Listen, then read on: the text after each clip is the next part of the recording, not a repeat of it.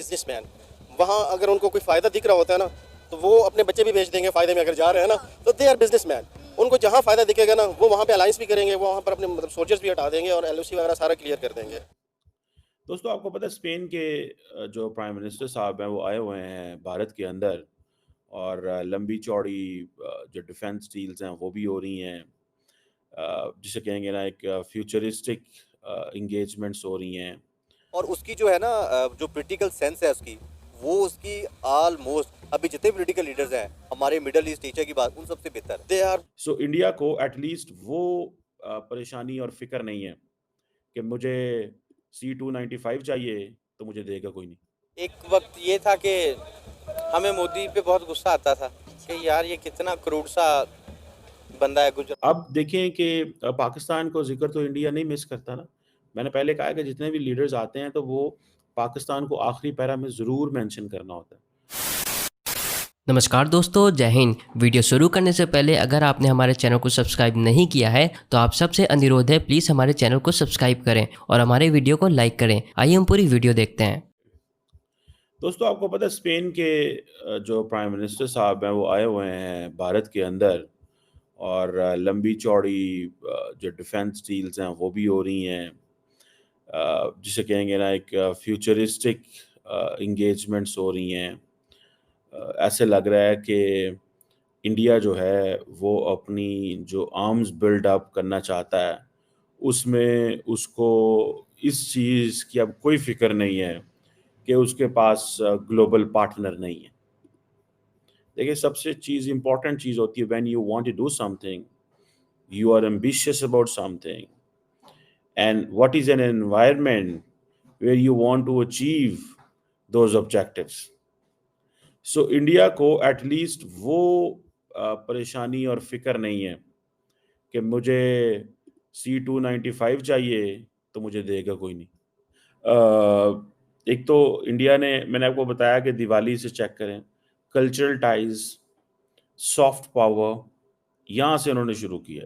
C-295 aircraft जो है वो एयरबस पेन टाटा एडवांस सिस्टम वाली जो बात है वो एक अपनी जगह पे, लेकिन वो समझते हैं कि अच्छा मैं अगर देखूं टेक्निकली तो इंडिया ने जर्मन चांसलर को इतना रिस्पेक्ट और वो चीज़ नहीं दी जितनी इसको दी है। शायद उसकी वजह मैं ये कहता हूँ because Germany will come with this idea, वो आइडिया लेके आएगा कि हमें जो है ना इंडिया को लेक्चर भी देना है कि तुम चाइना पे ये करो, रशिया पे ये करो, तो वो इंडियंस थोड़ा पसंद नहीं करते, इसीलिए ये जफ्फी नहीं डाली।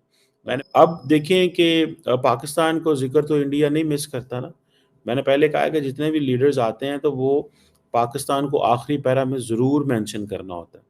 और वही देख लें आज भी ये जो इंडिया स्पेन की बायलैटरल जो जॉइंट स्टेटमेंट आई थी उसमें आखिरी पैरे के अंदर पाकिस्तान डिस्कस किया हुआ उन्होंने, ठीक है। और उसमें टेररिज्म और प्रॉक्सीज, बेसिकली तो इंडिया के जो रिलेटेड वर्ड है ना, use of terrorist proxies and cross border terrorism, ठीक है। ये ज़ाहिर बात है वो ज़ाहिर बात है स्पेन नहीं चाहता होगा शायद पाकिस्तान का आप डायरेक्ट नाम लें, लेकिन इंडिया ने एक स्टैंडर्ड पैराग्राफ रखा हुआ है जो हर मुल्क के सामने वो रखते हैं जाके कि ये हम चाहते हैं कि बिकॉज हमारा दुनिया में एक्सट्रीमिज्म टेररिज्म को कंडेम करते हैं, ये वो आगे पीछे, तो आप हमारे साथ हैं। उन्होंने कहा हाँ हाँ टेररिज्म पे साथ हैं। उन्होंने कहा देखें हम पे ये अटैक हुआ था, पाकिस्तान ने जैश ए मोहम्मद पाला है, लश्कर तैयबा पाला है, ये किया वो किया है, जो है ना वो हो गया, ठीक है ना जी। तो ये मुझे जो ऐसे लगता है ये चीज़ दिस इज़ इम्पोर्टेंट। सो उन्होंने अपना इसको हमेशा रखा है और वो रखेंगे और वो रखना चाहते हैं। कि हमें मोदी पे बहुत गुस्सा आता था कि यार ये कितना क्रूड सा बंदा है गुजरात के मामलात में मुसलमानों के ख़िलाफ़। तो वो एक वक्त था और हमें बहुत बुरा भी लगता था, गुस्सा भी होता था, लेकिन वक्त के साथ साथ कुछ चीज़ें जो हमने देखी हैं, जो चेंज हुई हैं, उसमें ये है कि वो जैसा भी था उसने अपनी इकोनॉमी और अपने मुल्क को स्टैंड किया कि और इंडिया ने ग्रो किया। अब सवाल यहाँ पे पैदा होता है कि मोदी अगर अच्छा नहीं है तो उसी के टाइम में, उसी के टर्न्योर में उसका तीसरा टर्न्योर है, ठीक है। तो वो तीसरा टर्न्योर उसी में ग्रो किया ना इंडिया ने। वो जितना भी बुरा हो लेकिन इंडिया ने ग्रो किया, और हम छोटे से बड़े होते गए और बड़े से बूढ़े होते गए। हमने देखा कि इंडिया ने ग्रो किया, ठीक है। तो इसका जो भी क्रेडिट है उसकी हुकूमत को ही जाएगा ना। उसने पॉलिसीज़ रखी और अपने साथ दूसरी जमातों को लेके चला या नहीं लेके चला, लेकिन उसने अपनी एक हाकमियत कायम रखी। और ये चीज़ एक पॉजिटिव साइन था कि एक हुकूमत 10 से 15 साल उसने वक्त गुजारा और उसकी पॉलिसीज़ में इंडिया को फ़ायदा हुआ। बिल्कुल सर, इसमें तो कोई शक नहीं। आपको पता है कि सोशल मीडिया पे नरेंद्र मोदी साहब का एक क्लिप जो है बहुत ज़्यादा वायरल हो रहा है। नरेंद्र मोदी जब स्पेन के प्राइम मिनिस्टर के साथ रोड शो कर रहे थे तो वहाँ पे एक पैरों से माजूर बच्ची नरेंद्र मोदी के लिए एक तस्वीर बनाकर लेकर आई। गार्ड ने वो तस्वीर जो है नरेंद्र मोदी साहब को दी। पहले उन्होंने गाड़ी के ऊपर से बच्ची का शुक्रिया अदा किया, फिर उन्होंने तमाम प्रोटोकॉल तोड़ दिए। वो खुद नीचे उतरे, बच्ची को जो है उसका हाल चाल पूछा, उसका शुक्रिया अदा किया। और जब स्पेन के प्राइम मिनिस्टर ने ये देखा तो उन्होंने भी बच्ची के साथ जो है वो शेक हैंड किया। तो सोशल मीडिया पे उनका ये क्लिप जो है बड़ा वायरल हो रहा है। मतलब आप देखें कि हम अक्सर नरेंद्र मोदी साहब को तनकीद करते हैं, पाकिस्तानी जो हैं वो कहते हैं कि वो बुच्चर ऑफ गुजरात हैं, लेकिन जिस तरह से वो दुनिया के लिए और लोगों के लिए सॉफ्ट कॉर्नर रख रहे हैं वो सारी दुनिया सोशल मीडिया पे देख रही है। नहीं, सबसे पहले तो जो उनका है, उनका रोड शो करते हैं और एक क्लिप वायरल हुआ, ये इसको पहले ये कोई अच्छी बात है, होना चाहिए। दूसरी ये कि नाज नखरे होते हैं, जिस तरह खूबसूरत लड़की ने अपना मेकअप करना है, झुमके पहनने हैं, ठीक है। इसी तरह ये आपकी जमहूरियत और आपके इक़्तिदार के ये नाज नखरे होते हैं कि जो आपने कुछ ना कुछ करना होता है, ठीक है, और लोगों को दिखाना होता है कि हम कितने पोलाइट हैं और कितने सिंसियर हैं आपके लिए।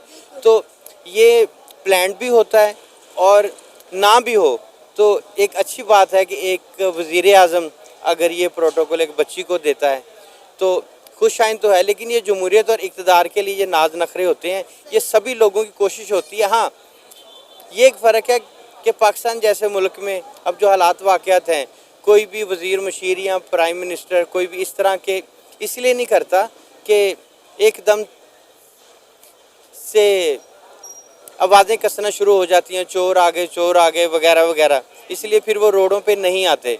तो जो जिन मुल्कों में जमहूरियत पिनप रही है वहाँ का वज़ीर आज़म हो, सदर हो, कोई भी हो, तो वो रोड पे बड़ी बासानी निकल आता है। क्यों कि अवाम में इतनी हलचल नहीं होती, वो देख के खुश होते हैं। आपको वीडियो कैसा लगा और आप इसके बारे में क्या कहना चाहते हैं, आप नीचे कमेंट करके हमें बताएं। आज के लिए इतना ही।